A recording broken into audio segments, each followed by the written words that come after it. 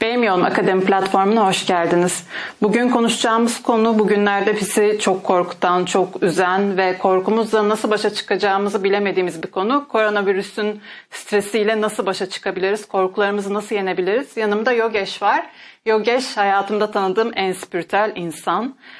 Kendisi bir meditasyon ve kişisel gelişim merkezinin kurucusu. Bütün dünyayı gezen bir insan. Ben dedim ki yani bu konuda mutlaka Yogesh'in söyleyeceklerini insanlar duymalı. O yüzden rica ettim bu çekim için. Şimdi ben Türkçesi çok iyi olmadığı için İngilizce soracağım ama altyazıya Türkçe ekleyeceğim. Merak etmeyin. Welcome Yogesh. Thank you for coming. You know, our lives changed drastically in one day. We are stuck at our homes and we are very, very stressful. We are afraid of becoming ill. We are afraid of losing our beloved ones. We are scared of that our parents will get sick and die. And we don't know how to manage the stress and this fear. Do you have any advice for us? Yeah, definitely. I mean, as you know, this is a global scenario. And day to day things are changing very fast. One thing, of course, it's important to take the physical precautions that we are being suggested to by the authorities. But on the other hand, dealing with the stress, the anxiety, the nervousness, for that we have to learn to take better care of the mind. Now, generally in life anyway, I feel that just as we take care of our body and our family, our work, our career, we should also be taking care of the mind. Mm-hmm. But mostly people don't give time to that. And if we give time, we don't know how actually. Well, we have to build time in our lives. And I think one of the things we have to learn to do is to start the day in the right way. And that means when you wake up in the morning, spend some time with the mind. Spend some time talking positively, talking powerfully to the mind. Feed the mind with positive and powerful thoughts. Likewise? Well, just as our body needs oxygen, needs water, the mind needs peace. And so one of the thoughts to start with is, I am a peaceful energy. I am a peaceful being. Now for me, I call this as meditation. Mm-hmm. And that means basically I'm talking to myself, I'm listening to myself about the eternal truths of life. And I believe in the past people were more aware of these things. But now, because of our busy lifestyle, especially big city lifestyle, we don't have time for these things. Mm-hmm. And we say things like this, when I have time, I will do it. But now we have to make time to be still and to learn to listen to and talk to my inner self. When people try to talk to themselves about these things you mentioned, then they think these are not the truth. I mean, they believe that truth is something else, that it's in the daily life, it's in the busy life and difficult life. And when they try to talk to themselves, they feel like they cheat themselves. What do you suggest in these situations? I mean, you used an interesting word, truth. Yes. And it's a question, what actually is truth? So when we are suffering, when we have fear, when we have stress, when we have tension, when we fight or argue with ourselves, is that truth? I would say that's not truth. I would say that's the opposite of truth. I think truth is to be at peace with yourself, to manage your emotions, and to learn how to tolerate others, how to get along with others. And I think this situation now in the world is causing us to explore what is truth. Mm-hmm. You know, and we use the example of like the horse and the cart. It seems today people have put the cart in front of the horse. And the horse in this context is the mind. Mm-hmm. And the cart is life. And so people get so engaged with life, going somewhere, making money, travel, status symbols. But the mind is left behind.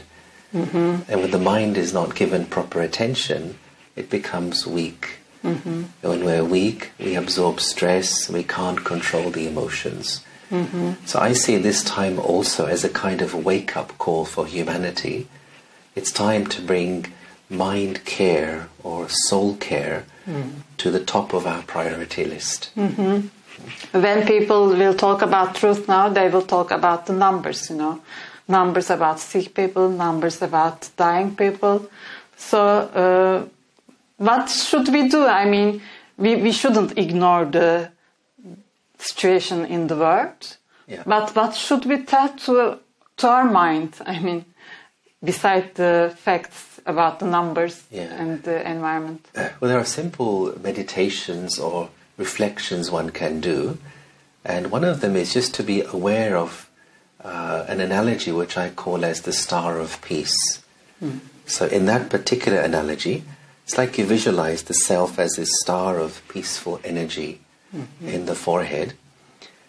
And that's you, actually. That's you, the living energy. You may call it the soul or the spirit or the inner being. And if we learn to visualize the self as a peaceful energy, and it's like I'm spreading this peaceful energy, peaceful thoughts, healing energy throughout the body. Rather than being too engaged and lost in the facts and figures, rather than watching TV all day and the news all day or all the time checking the mobiles, let's make some time to experience the peace inside. Because within every person there is peace of mind, but that has to be activated. And so self-awareness or meditation or reflection is a way to emerge that, firstly for my own physical health. And when I do that, then I'm able also to help others to feel calm and peaceful. And it's really time to do that now. Can we also strengthen our immune system? Because nowadays the immune system is the soldier for us. Yeah. By doing that, can we increase that? For sure. I mean, you'd have heard of the psychosomatic factor, that the state of mind affects state of body. And we know, for example, if we're stressed, if we're tense, if we're angry, it has an effect upon our immune system. But the opposite is also true. If my mind is steady, strong, peaceful, powerful, it has a positive effect upon the body. And so, for sure, the mind and body connection is a very real one. And we have to spend time really in cultivating our inner peace and experiencing what I call as the true qualities of the soul. Is there a time limit we should spend for the star and for talking to our minds? I mean, because people won't spare a lot of time to do this stuff because they have lots of things in their minds. I mean, 15 minutes, or is it, should I do it every day? Yeah, it's just like you eat every day. People eat at least 2 or 3 times a day. And there's no question about it. You do it because you know your body needs it. Yes. We should have the same importance towards taking care of the mind.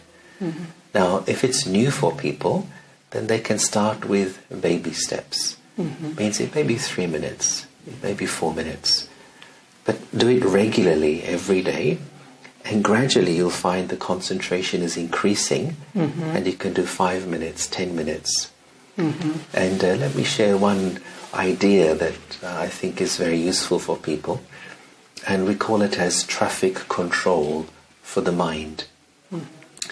Now, just as we have cars in the street and there are traffic lights to regulate the flow, in the same way, think of the thoughts in your mind as traffic, thought traffic. And the question is, how is my thought traffic through the day? Traffic control is a little practice where you slow down, where you try and stop your thoughts for 2 or 3 minutes, maybe about 3 times during the day, with very simple exercises. For example, you do once when you wake up in the morning, another maybe at 10:30, another maybe like 2:30, another maybe 7:30. A simple exercise whereby you're slowing down your thoughts and you're just visiting the peace which is inside you. And through that, it's like it's those speed humps you find in the road, which causes the mind to slow down. And what happens is, if we slow down the speed of the mind, we are saving energy. And the energy we save will give us other abilities, like tolerance, like courage, like willpower, like the ability to face and deal with a difficult situation.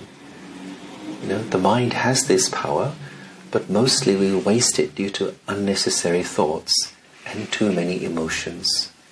You know, so it's in our hands to actually to be able to save that energy. So if we cannot do it, I mean, if we cannot make the traffic control, should we take help from an app or from online meditation sites? Or I mean, because sometimes all alone it's difficult. I mean, when you start to think something, you dig deep in this thought, then you come back and oh my God, for 5 minutes I was just thinking this. Yeah. So sometimes it's difficult to control the thoughts, to observe the thoughts. Can we take some help from somewhere? Yeah, I mean, just like anything you do which is new or challenging, initially you need some guidance, you need some help, you need some classes. So there are things online, there are apps, there are meditation centers you could go to, because you need to learn the ABC of what to do and how to do. And once you learn the tools and the skills, then you can apply them in your own daily life. And what about when I observe my thoughts, if I don't like them, if I find out that they are always negative and fearful and stressful, then what do I do? Well, the first thing to know is that I am producing my thoughts.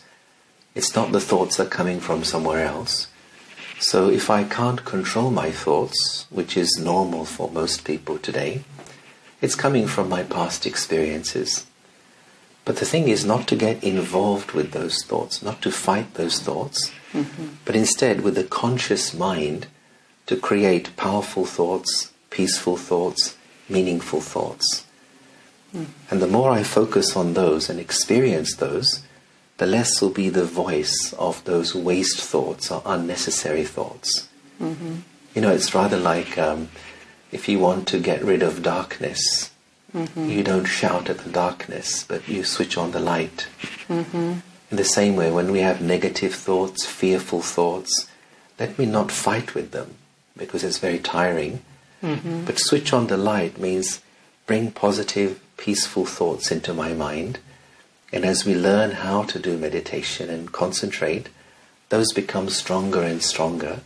And those become more natural than the negative thoughts. What you say is very important, I think, because what we were always thinking that we should avoid these negative thoughts, we should change them, we should fight against them. But what you say, don't resist, accept them, but start to see positive thoughts and let them grow, actually. And by time, with time, it will grow and the other stuff will shrink by itself, maybe. Yeah, and the premise of this is like this, that I believe the real nature of the human soul is actually very positive, very beautiful, very divine.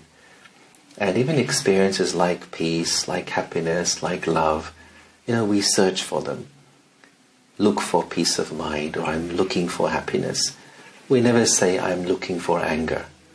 We never say I'm searching for sadness. No, why? Because those things are not natural to us, actually. Our real nature is positive, is pure, is beautiful. And so this journey we call as Kişisel Gelişim or Kişisel Evrim, for me it's a return journey back to my true self. And it's only when we feel emotionally or spiritually weak, then we feel anger, irritation, intolerance. As we charge our battery, our soul battery, we become stronger, we're able to develop patience, understanding, courage, and the ability to face challenging situations. So if we have deep inside, we have this potential, why is there so much bad things and negativity in the world? When you put it on a thing, what do you call it? Then the worst thing, I mean, bad things are much heavier than the positive things. On the scales, Yes, on the scales. It's because partly it's lifestyle, and we have been carried away with chasing after life. Now, for example, when there are crises in the world, like there is one now, or any time there's an earthquake or some big disaster, people rush to help each other. You know, they do things which they wouldn't normally do to help strangers. And this shows that at the very bottom of our consciousness, there is goodness. There is strength. There is our common human values. And in times of crisis or disaster, that comes up to the surface. And we feel like we're united as a human family. But then what happens, as soon as things are okay, people again, they go back to their old habits. You know? And this is where we have to pay attention, that to not just when there's a crisis, but all the time to live in this awareness which we have now of our sense of connectedness. And the meditation helps us to maintain that awareness and to make it real. Actually, we have to appreciate maybe this period, because this is one of the very rare moments all the humans are united. We are all together fight against one enemy, actually. And we don't fight each other anymore. And we're fighting against one thing, the viruses, coronaviruses. So can we see also a positive side of this period? Yeah, I mean, what you said is exactly the truth. That it happens when there is a common enemy, then we forget our squabbles and our disagreements and we come together. It's a reminder, it's a wake-up call. But even after we pass through this coronavirus episode, and we have to remember this coming together and try and maintain it. But it's easy to get lost in running after life and trying to compete with each other, trying to be more successful than you. And then we lose our humanity. And that's why I believe it's very important, especially for big city people like we are here, to start the day with reminding myself of these things, talking to myself about my spiritual awareness, and making that the foundation of my day and also of my life. I read somewhere, whenever I start my day, 20 minutes I meditate. First physical activity, 20 minutes physical activity, 20 minutes meditation, 20 minutes just talking to myself and reading and learning. This is my 20 minutes. I have 1 hour before I go to work normally. Now I work at home. But this 1 hour, this changes my day and actually my life, because my life consists of my days. So this 1 hour really worked on me, and I would like to recommend everyone. Maybe 1 hour will become too much for them, but as you said, baby steps, maybe 5 minutes, 10 minutes to meditate and to strengthen our inner self. Yeah, wonderful.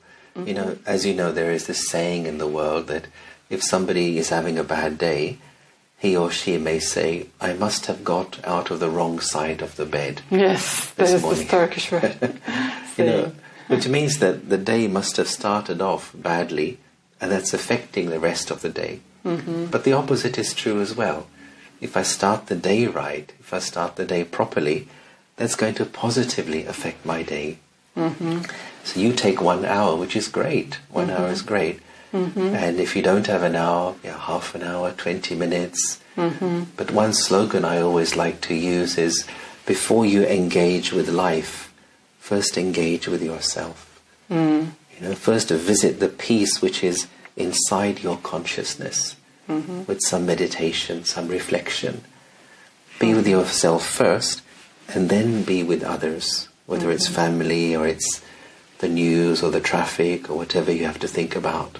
You know, if your foundation is correct, then like the building of your happiness and peace will remain firm when there are challenges through the day. And I believe that, you know, even if this one message is taken on board by people to adjust their lifestyle, to care for the soul first before you go into the day, then we have learned something from this coronavirus episode. Yes. You know, in the beginning of the video, whenever I talked about it, I said he's going all around the world, but you know, he's been here for more than 2 weeks, so we are safe now. And I want to ask you, why you are all around world? What are you doing? What is your mission actually? Is it something religious? Well, I'm an educator. So I get invited by different organizations, sometimes by companies, sometimes conferences, to talk about these things. And also, for example, in the corporate world, people want to know, teamwork, communication, leadership, and so on. Mm-hmm. So I shared seminars and conferences about these things, but also based upon my own personal experiences of self-awareness and meditation. Mm-hmm. So for me, spirituality is universal. It is beyond labels of religion, caste, color, nationality. It's something which unites all of us. Mm-hmm. We all want peace of mind. We all want happiness in our hearts. And we all want the exchange of love and respect in our relationships. Mm-hmm. Whether you're young, old, educated, uneducated, these are human needs. Mm-hmm. And so I find this message resonates wherever I go in different countries. So your mission is to spread all the positive vibes to people? Well, I'm not sure I'd call it a mission, but I think that's what I can do. I enjoy to do that. And I feel it's the need of the hour today is how we as human beings can be better humans.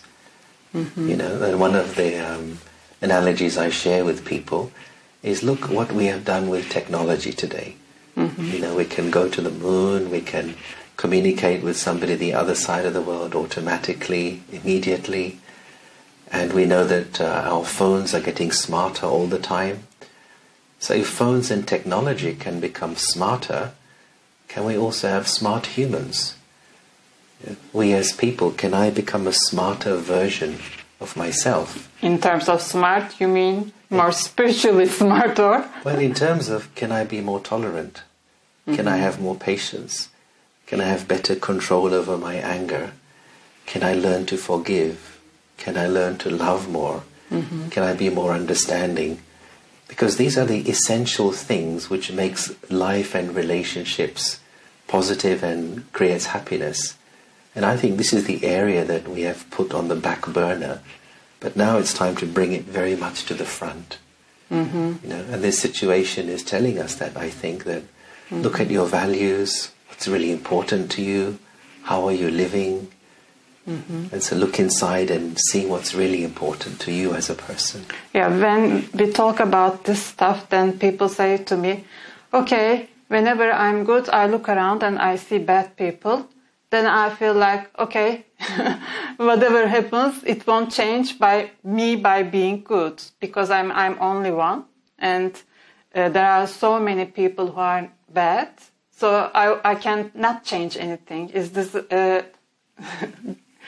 good thinking, or what should I say to those people? Well, I would say if you are good, then your goodness can inspire or influence another person. Don't try to change people around you, mm-hmm. but just focus upon living the values which you think are important. And if you believe that being good is a good thing to do, your actions and your life will inspire somebody else mm-hmm. without you even trying. Mm-hmm. It's like waves, right? When you throw a stone, it creates waves, right? And the ripples come. There's one very lovely saying I always like about spirituality, is spirituality cannot be taught. Mm-hmm. It can only be caught. Very nice. It means you just have to be it, and others will catch it from you. Mm-hmm. And actions are always louder than words. Mm-hmm. And I believe we need examples today. So if someone is good, don't let go of your goodness. Make it brighter, make it stronger, and you will inspire somebody else, and that person will inspire somebody else. Mm-hmm. Okay. I wanted to underline the religious thing. You don't have anything about the religious mission or something. You just want to spread the goodness, right? Yeah, I believe everybody wants goodness, especially now as we're seeing the goodness coming up. But we have to make time for that. Mm-hmm. And now all we have is time. So we are stuck at home, and we have nothing more than time. Yeah. So we have to make use of these times. We do. I mean, some people call it isolation or quarantine, but you could also see it as a kind of solitude, a chance to reflect, a chance to slow down, a chance to ask, who am I? Where am I going with my life? Why am I doing the things I am doing? Which are questions we tend to ignore because we're busy with going here, going there, doing the shopping or traveling somewhere. So we have the time to look inside and just focus ourselves. And if we can learn this lesson as we pass through this period, then we have taken something very valuable from this time. Thank you, Yogesh. Thank you very much. I learned a lot from you. And I hope that people who are watching are also taking advantage of what you're saying. Are there any last words you want to say, or just to really, bring your soul care to the top of your priority list? I think this is the message of time now, to make your mind powerful and to remember that the peace is really the true nature of the soul. Nourish that, bring it out, and make it very strong. Thank you very much. Thanks to you. Peki, umarım Yogesh'in söylediklerinden faydalanırsınız. Olur da sorunuz olursa ben kendisine de iletebilirim. Teşekkür ederiz bizi dinlediğiniz için.